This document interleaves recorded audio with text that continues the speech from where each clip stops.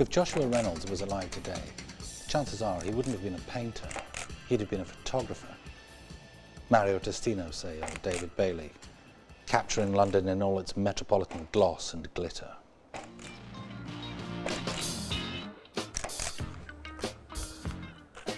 He painted anyone who was anyone in 18th century England. Mrs. Siddons, leading actress of her time. Emily Warren, one of the most celebrated courtesans of the age. The Gunning sisters, who exploited the new print media to increase their marriage prospects. A Reynolds portrait worked like a passport to instant celebrity. In Reynolds' hands, nobodies became somebodies. This unknown young man from the South Seas, known as Oh My, became acclaimed throughout the nation solely on the strength of a Reynolds portrait.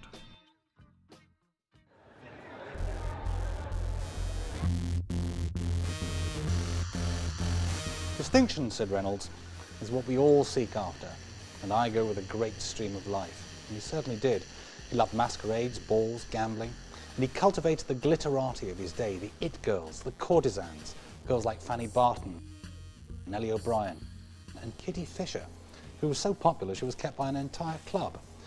There was a rumour that she and Reynolds were having an affair. Reynolds liked this, kept him at the edge of things.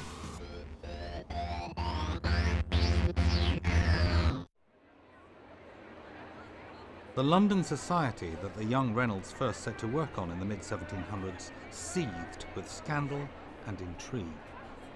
Theatres and coffee houses were bursting, and newspapers and magazines fed the public's voracious appetite for news and gossip. London was a happening place.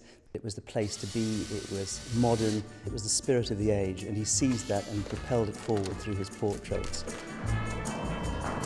These portraits will soon be taking their place on the walls of Tate Britain, where preparations are underway for a homage to celebrity's founding father.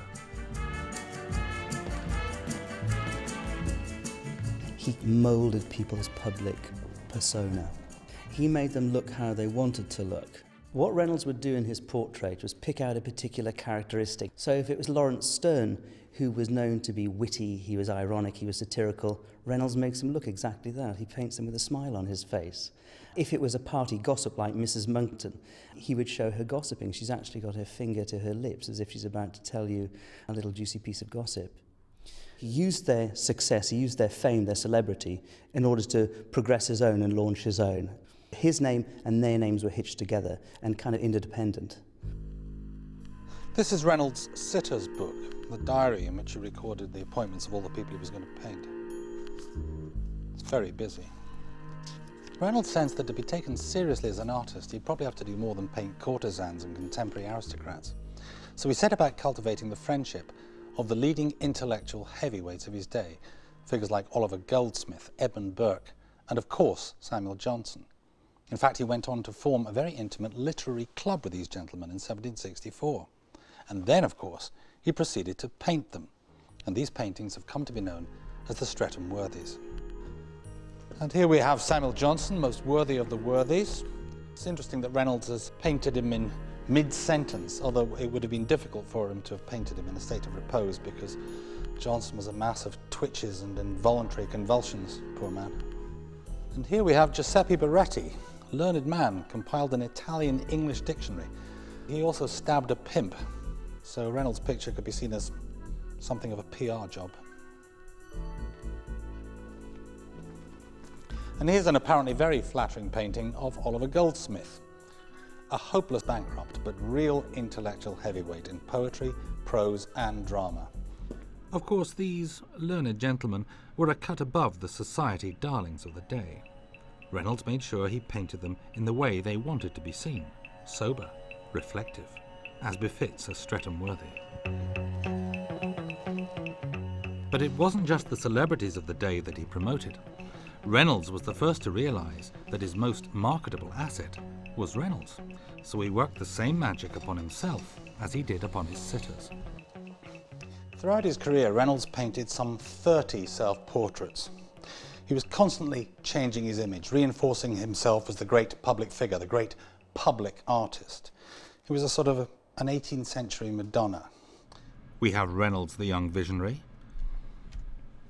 Reynolds in the scarlet robes of the grand tourist, Reynolds resplendent in his honorary doctoral gown. Reynolds as adoring shepherd, Reynolds as a learned, if somewhat elderly, gentleman. But although Reynolds adopted the style of his hero Rembrandt, his self-portraits have none of the latter's penetrating psychological scrutiny.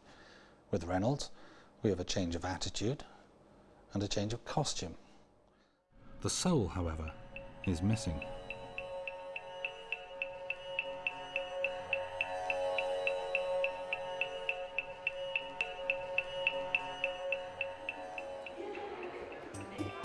Reynolds' overwhelming concern with his public image and status in society propelled him to extraordinary lengths to secure his place in the annals of fame. In 1768, he became the first president of the Royal Academy of Art, Britain's first ever art school and public exhibition space. He gave an academic and intellectual gloss to the status of the artist and graciously accepted a knighthood for his efforts. Excuse. Thank you. With his presidency, Reynolds gave his reputation an even greater substance, and he reinforced this substance by delivering a series of discourses in which he propounded his theories on painting and upon drawing. And of course, with the Royal Academy, he got a wonderful venue to display all of his paintings and to make himself even more popular than ever. And for me, it's in this unflagging pursuit of fame and attention that the problem with Reynolds really reveals itself. There's dazzling skill and cleverness here, but he was so concerned with manipulating the world around him that the interior life eluded him.